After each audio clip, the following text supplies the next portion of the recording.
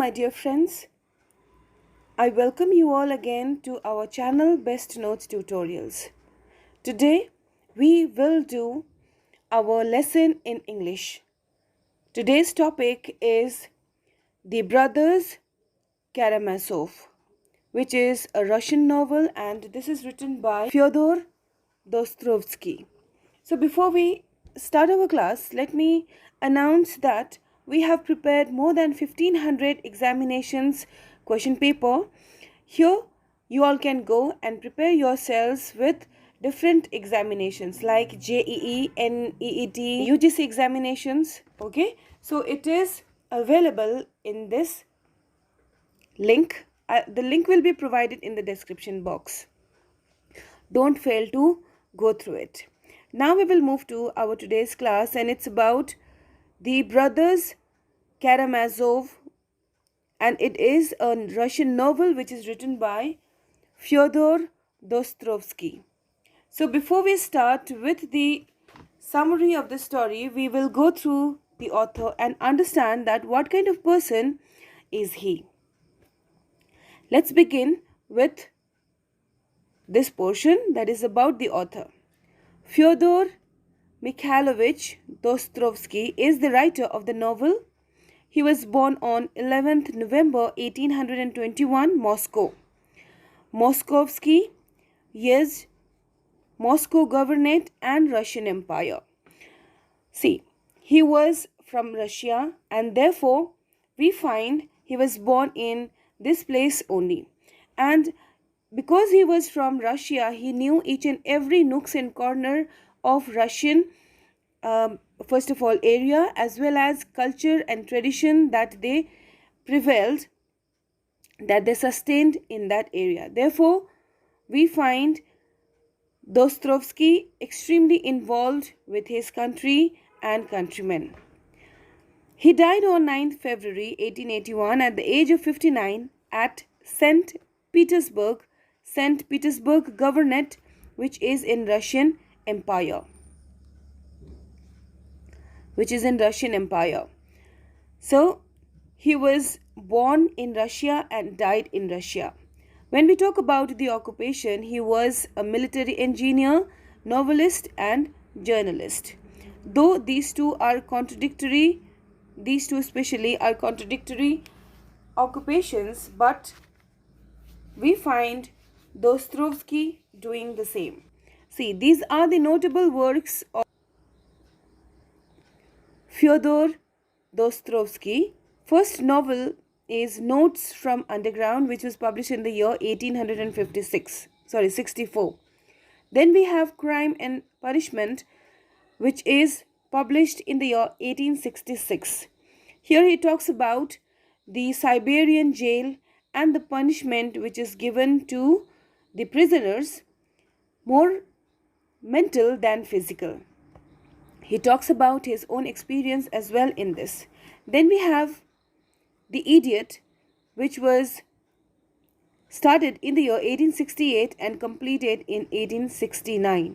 Then we have Demons in the year 1871. It was the writer had started writing, and in the year 1872 he completed it.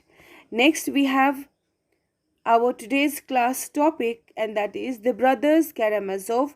This was started in the year 1879 and ended in 1880. Let's move to the other details. His first novel was Poor Folk, and this gathered a lot of attention of the readers towards Dostoyevsky.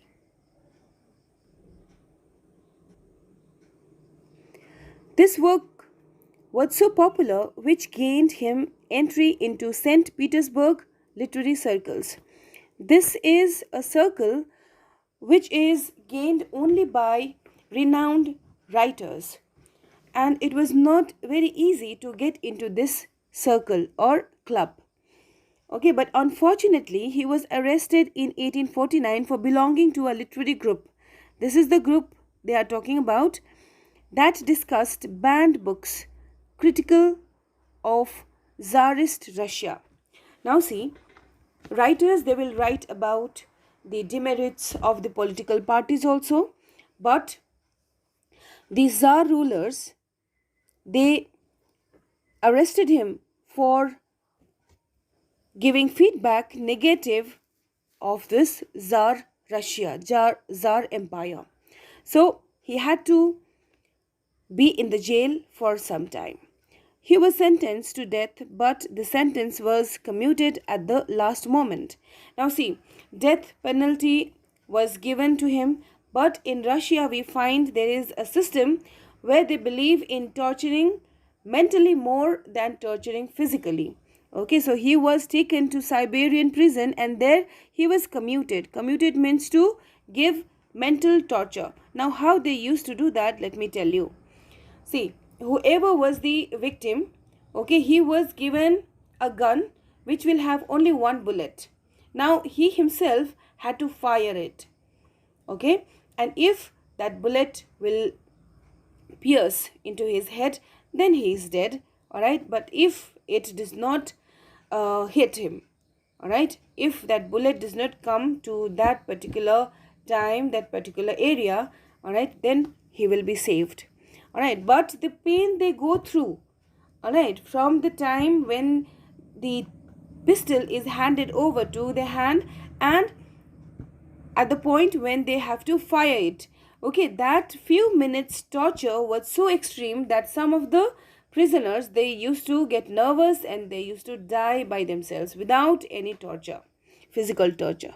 Okay, so this was promoted in Siberian prison camps, and whoever used to say anything against Tsar rulers, they were sent to Siberian prison. Now let me tell you why this Siberian prison and why not any other prisons. Okay, it's not that only one prison is there in Russia. It is because that this Siberian prison is at the very coldest place or the portion of Russia, and therefore first torture will be given by nature and then second torture will be given by the Russian troops as well. Therefore Siberian prisons were preferred for trapped prisoners, all right. So even Fyodor Dostoevsky was one of the prisoner in this jail, and in some of the books like Crime and Punishment, then The Idiot, all right, he talks about his experience in this Siberian prison. See, because of this experience, he was so much traumatized that in most of the writings, he talks about mental torture that he had undergone in this Siberian camp. And this had been very crucial phase of his life because this was the period when he groomed as a writer. He got content to write for the world.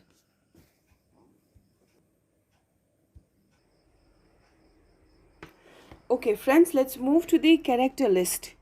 Now, first character in the novel is Alexei Fyodorovich Karamazov. Let me repeat, Alexei Fyodorovich Karamazov, and he is the protagonist of the novel. All right, and let me tell you that in the novel we find more than 5 to 6 names of one person. Okay, in the case of Alexei, he has different names like Alyosha, Alyoshka, Alyoshenka, Alyosechka, Alexichik, Lyosha and Lyoshenka. Alright, this shows that how important the character is. If he has more than 6 names, then he is very important in the novel. If somebody has only 4 or 3 names, then they have lesser importance in the novel. Okay, so by this we understand that Alexei is the protagonist of the story, who is the third son of Fyodor Pavlovich Karamazov. Okay, Fyodor Pavlovich Karamazov. Now Fyodor is father, all right, and see, in his name, this middle name is of his father. That means Alexei's grandfather. Understood? Now the same thing he had to use. Alright, even Alexei had to use same trend. Let's move ahead. Okay, let me tell you one more thing. I told you that Fyodor Pavlovich Karamazov had used his father's name here. All right. So Pavlov, Pavlov. Let me write it properly. Pavlov. This is the name of Fyodor's father. Alright. And in this they had to add Vich. Okay. Pavlovich. It means son of Pavlov. The characters used three names. First is their own name, and next is their family name, and the middle one is father's name.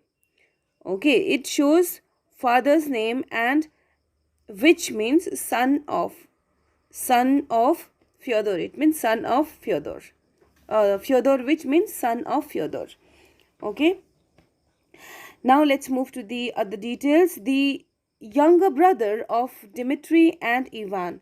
Alexei is younger brother of Dmitri and Ivan.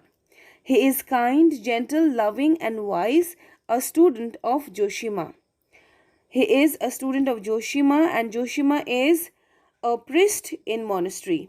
Okay, he is a philanthropist who loves mankind, and he does everything to make peace in the world. All right, and he teaches Alexei all the good things that a genuine person should learn. Okay, therefore because of the teachings of Yoshida, he is kind, gentle, loving, wise as well. Okay. Now, Alyosha contradicts his coarse and vulgar father. Father is here, whose name is Fyodor Pavlovich. Alright, Fyodor is coarse and vulgar. Coarse means rude to others. Alright, who does not know how to speak politely and how to gain respect and love from others. Not only that, he is a vulgar person. He is a vulgar father. It means there is no morality in him. He is a lustful father. He has faith in God, and this leads to a genuine love for mankind. Alexei has love for mankind, and this has emerged because he believes in God. Whatever God has created, the humanity lovers, that is philanthropists, should respect and value. Therefore, he is a genuine lover of mankind. Now, around 20 years old, Alyosha is affiliated with the monastery. Now, his teacher is Yoshida in monastery, with whom he has learned all these good habits. Let's move ahead. Next character in the list is Dmitri Fyodorovich Karamazov. Dmitri, son of Fyodor and from Karamazov family. He has 1, 2, 3, 4 and his own name, 5 names. Okay, Dimitri's other names are Mitka, Mitya, Mitenka, Dmitri, Fyodorovich. So he has a little less importance than the first character, that is Alexei. He is oldest son of Fyodor Pavlovich Karamazov. Dmitry is passionate and intemperate. Now he is very much passionate about things which are around him. Okay, everything attracts him very quickly, and he is very impatient. Alright, he gets angry and he gets tempted at very flimsy pretext very easily. He can be easily swept away by emotions and enthusiasms. He does not have willpower. Alright, he does not have decision making ability, because of which he is swayed away by emotions. He shows this trait when he loses interest in his fiancée Katarina and falls madly in love with Grushinka. See here, Katarina and Grushinka, these are two ladies. Katarina was fiancée of Dimitri, But when Dmitri happened to see Grushenka, he falls in love with this beautiful, very impressive lady. So we find that he had fluctuating mind. Let's move to the last point. Cursed with a violent temper, Dimitri is relentless with the burden of sin and struggles throughout the novel to overcome his own flawed nature and to attain spiritual redemption. Now, see, at last of the novel, what do we see is that Dimitri realizes that he has done crime by following wrong path. Okay, one of the wrong deed that he did was to Katarina by leaving her for Grushenka. So finally he realizes and he wants to repent for his maldeeds.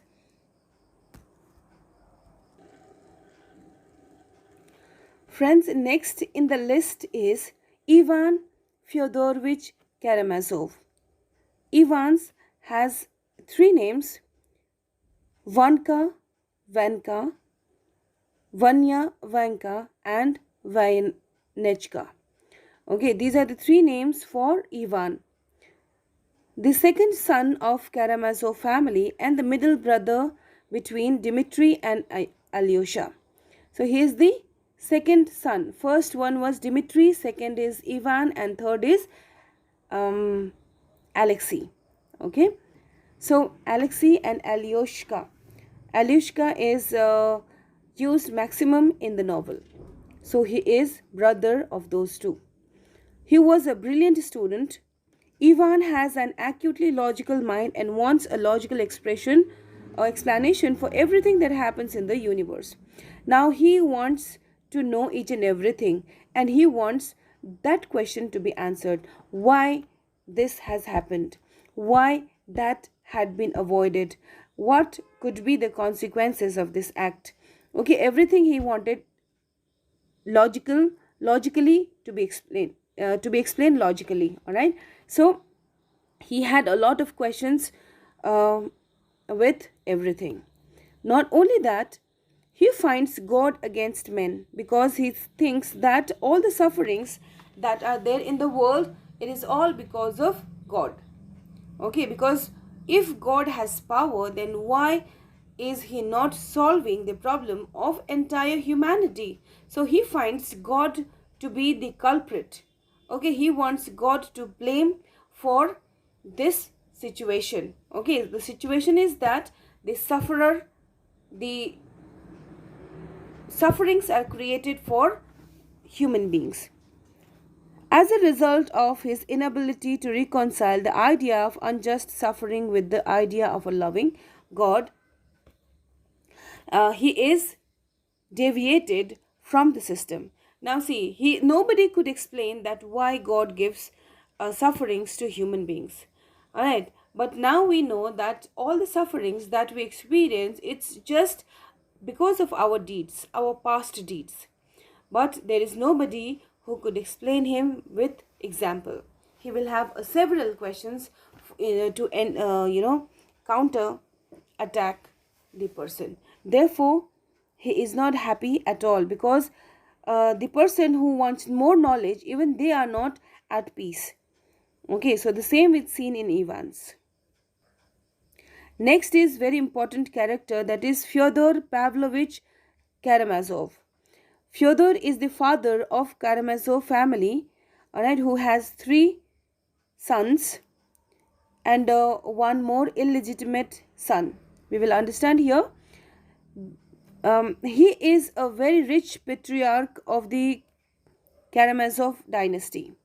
Now see, he is very rich not only in this Karamazov family but dynasty. It means the lineage or the lineage that Karamazov family had entertained till now. Okay, he is the richest patriarch. It means he is the richest father ever. He is father of Alyosha, Dmitri, and Ivan, illegitimate father of Smerdyakov. So he has altogether 4 sons, 3 are legal and 1 is illegal. He is rough, vulgar, greedy, and lustful. He does not have any mannerism, alright? He is a very rough man who is into satisfying his lust and greed. And beyond that, he is not responsible for any of the responsibilities of his children. So, what Fyodor does, Fyodor spends time in satisfying his senses. He loves women, he loves alcohol and luxurious life. So he is busy in that. There is no time for religious act or anything as such. He is a very selfish man who lacks emotions. He is not pained by others' sufferings, and he is not happy by others' achievement. His world is with him, and very miser. Okay, very miser when it is connected with children. When he had to provide money or property to children, he is very much miser. So altogether we find he is an escapist because he runs away from the responsibility of an ideal father. Then we see he has no affection for his children. He has 4 children, but all those 4 are being taken care by somebody else. Okay, he does not take care of these 4 children. The height of irresponsibility is seen when he forgets which of them belongs to which mother. See, Fyodor has 2 wives, first and second. Okay, both the ladies died in different occasions. Alright. So, father never tried to rear or nurture children by himself. They were given to servants and they grew under their supervision. Okay, as a father, he never showered love to any of the children here. And then we find that mothers are no more in the family. This is to show that in Russian society, ladies were given very less importance. Okay, without ladies also, the society used to run. But the main thing is that the main question that novel arises is that whether a family can survive without a mother or female members. Okay, because here we can see that Karamazov family is totally devastated. Okay, why devastated? All the male members have no moral values except few. Alright, they don't know how to respect women, and in the family we find there is a clash between father and son on a girl's topic. Clear? So without lady, the family will not be together. This is what we get to see here. Alright, an early demise of mothers is to show that Russian people, they provided less importance to ladies in their society. Let's move ahead.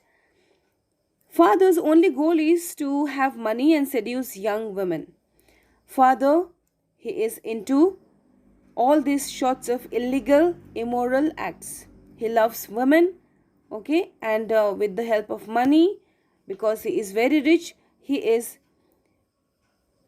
accomplishing his desire. He tries his level best to seduce Grushanka, whom he loves much in the novel. Grushinka is very beautiful lady, okay, and she is enough to attract so many men, and we understand that Grushinka by looks she is like that, but not by nature. Alright, she respects herself. Okay, she is not available for everyone, so it becomes a very hard time for Fyodor and his son Dmitri to convince her. Fyodor Pavlovich is eventually murdered by Smerdakov. Smerdakov, he is illegitimate child of Fyodor, who is born from a servant. Okay, so altogether we find father was not an ideal father. He was lustful, who used money to seduce women, and he is not at all the protagonist of the novel. He is an antagonist. Then we have Agrafena Alexandrovna Svetslov. Let me repeat. Next we have Agrafena Alexandrovna Svetlov, and she is also called Grushinka, Grusha, Grushka, etc. Okay, this is the nickname of Agrafena. And Grushinka, who is she? Let's find out more here. Samsonov brought her to the town as her lover betrays her. This is the person, okay, who brought Grushinka. And Grushinka is proud, fiery, and headstrong. She is very strict lady, and she is very adamant, all right, because she is proud to respect herself. Therefore, she is straightforward and she is adamant. Fyodor Pavlovich and Dmitri fall in love with the same girl, that is Grushenka. Father and son, both of them, they loved Grushenka. She is reputed to be sexually promiscuous, but in reality, she is much too proud to give herself to lovers. Now, see, by looks, okay, by looks and by the popularity with words, okay, she is known to be a sexually promiscuous or sexually attractive woman, but she was not so by in reality. Okay, she was not into those businesses. So we find here that this lady is very respectful, even though she was being given importance by father and son both. She devotes herself instead to increasing her wealth by making investments, but after she meets Alyosha, a hidden vein of gentleness and love begins to emerge in her character. Now, Grushenka, she becomes very much attracted to Alyosha, okay, and she wants to change herself. And instead of making money by attracting men, she wants to make investments and she wants to earn wealth. This is to show that in Russia, a new class was growing, okay, new class of women were growing, and that is employed women. Okay, and because of employed women, they were no more dependent upon patriarchs. All right, that is male member of the society, and this was very devastating for Russia, because Russian men especially, because they will not have any dominance over women then or after. Next in the list is illegitimate son of Fyodor, Pavel Fyodorovich Smerdakov. Okay, Pavel Fyodorovich Smerdakov. Now this was forcibly given name to Smerdakov because he was an illegitimate son. See, Lizaveta and Fyodor Pavlovich Karamazov are the parents of Smerdakov. Lizaveta and Fyodor. Okay, Fyodor is the father of those three children, Ivan, Dmitri, and Alyosha as well. Okay, now he has one more illegal son, and the mother is Lizaveta. He is raised by Grigory and his wife, Marfa. Alright, because both the wives of Fyodor died at very early stage. They were made to work in Fyodor Pavlovich's house as a servant. Now, because they had to take care of Smerdakov, they were asked to be the maid and servant of this family, and they agreed also. Cursed with epilepsy, Smerdakov becomes cynical. Now see, he had no control over emotion, and therefore now and then he wanted to kill his father. Okay, so he does not like his father because there is no proper bonding. We can imagine that the father who forgets the name of his wife and mother of their children, then how can he be responsible to sustain his duties? Now Ivan instigates means to provoke. Ivan provokes him to kill his father. Alright, Ivan's had made such conversations to Smerdakov that he wanted to kill his father, and eventually he did so as well.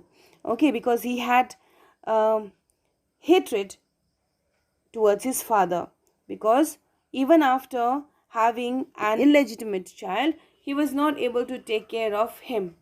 All right, and he had showered no love to him at all. Therefore, he wanted to kill him. Whose advocacy of an anti-religious immorality interests him. Now see, Ivan tries to provoke, just a second, Ivan tries to provoke, here, Ivan tries to instigate Pavel by saying that your father is a wrongdoer. Whatever father has done till now, that is wrong, and this has created a lot of chaos in the family. Alright, if he will not be killed, then more lives will be destroyed. So saying all that, he corrupted the mind of Smerdakov, and finally he kills him. Whose advocacy of an anti-religious immorality interests him. I told you that because of immoral speeches, okay, which is not moral and which is anti-religious. Alright, religion can never be dangerous if we follow it in a right way. Alright, there are very adamant people who does not want to accept others' viewpoint. There lies the problem. So here father had become such, and Ivan's as well. Let's move to another character, that is Yoshida. He is a philanthropist. Philanthropist means the one who loves mankind, who talks about spreading peace throughout the world. So he is a philanthropist. He is Alyosha's mentor and teacher before his death in book 6th. So till his lifetime, he became Alyosha's mentor, and all the good deeds, all the good things he transferred to Alyosha, and therefore we find Alyosha to be well-mannered, very religious person. He is extremely intelligent and filled with an ardent and sincere religious faith. Yoshida is very intelligent, and he has a very sincere and ardent. Ardent means very strong, okay, which cannot be shaken by anybody. Sincere religious faith. He is, too much into religious things. Yoshida preaches a message of actively loving mankind, forgiving the sins of others, and cherishing God's creation. Now, being a philanthropist, he does not talk about war, fight, etc. He says that there should be adjustment among people, and that should start from our own self. The clarity of Yoshida's faith gives him extraordinary insight into the minds of the people he meets. So, here what do we understand is that different people are of different mindset. Alright. So, clarity that Yoshida had, it gives extraordinary insight. That means he is able to understand people in a better way. Alright. He does not force his decisions upon anybody else, because he is able to understand situations, and he is able to act accordingly. Next character is Katarina Ivanovna Verkovtsev. Okay, Katarina Ivanovna Verkovtsev. So her names are Katya, Katka, Katenka, etc. These are the names of Katarina. She is Dimitri's fiancée, but he abandons her to Grushinka. I told you that Dmitri, who was very much immoral child, who represents his own father, he had abandoned Katarina for Grushinka, the proud and sensitive daughter of a military captain. Katarina was daughter of a military captain. She takes revenge with other people. Now see, one person, that is Dimitri, had betrayed her by choosing somebody else. And who is somebody else? This is Katarina.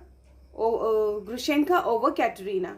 Okay, Grushenka is beautiful, she is very attractive, and therefore he has chosen Grushenka instead of Katarina. So she wants to take revenge upon each and every male member. She finds that all the male members are same. Their love is just for time being, and they are so selfish. So the revenge of Dimitri she takes on everybody. She insists on humiliating herself with an unfailing loyalty to the people who hurt her, and though she loves Ivan. See, even she does not want to be aloof, and therefore she had given up Dmitri over Ivan. So this is how she wants to take revenge. She is unable to act on her love until the end of the novel. She is unable to act on her love until the end of the novel. It means that she was not able to find, or she was not able to attract love till the end of the novel.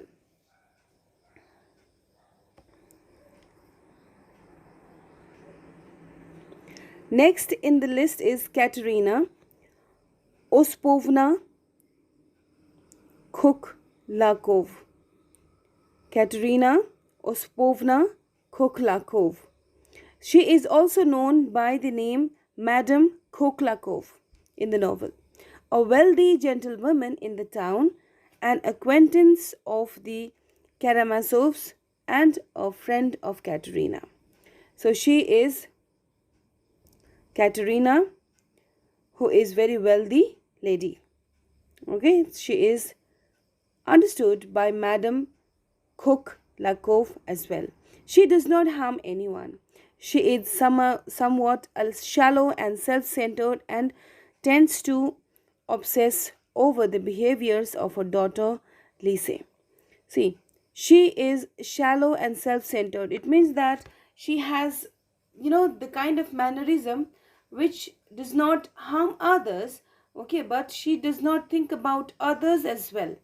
She is self-centered and she is happy in that. So she is very possessive about her daughter. She is possessive, that is why she takes utter care of her daughter. Friends, don't get confused that both the characters' name is same. Here, Katerina Ivanovna. Okay, Katerina Ivanovna Verkovtsev. Alright, whereas in the next we find Katerina Ospovna Kukhlakov. These are two different characters. Next is Liza Kukhlakov. Liza or Lise, Madame Kukhlakov's daughter, a mischievous and unpredictable young girl who is briefly engaged to Alyosha. Alyosha, who is third child of the family. Okay, the third child of Fyodor. She was attracted to this boy. Alright, and here we find that they have a brief association, at least as shallow and self-centered as her mother. This Lisa is also very self-centered, just like her mother. Lisa has a hard time taking things seriously. Lisa is so, light-hearted person and fun-loving person that she hardly takes things seriously. She punishes herself by crushing her fingernail in a door in an attempt to punish herself for wickedness. See, she is a little bit wacky or mental as well, because she punishes herself just because she did not follow mannerism of the society by herself. She realizes by herself and she gives punishment to herself. Let's go through the last character, and he is Fetyukovich. Fetyukovich is a defense attorney, alright, in Moscow. He is from Moscow, and after the tragedy, he represents Dmitry at the trial. After the tragedy of Dmitry, he represents Dmitry at the trial, and he is defense attorney, and therefore he was called for witness.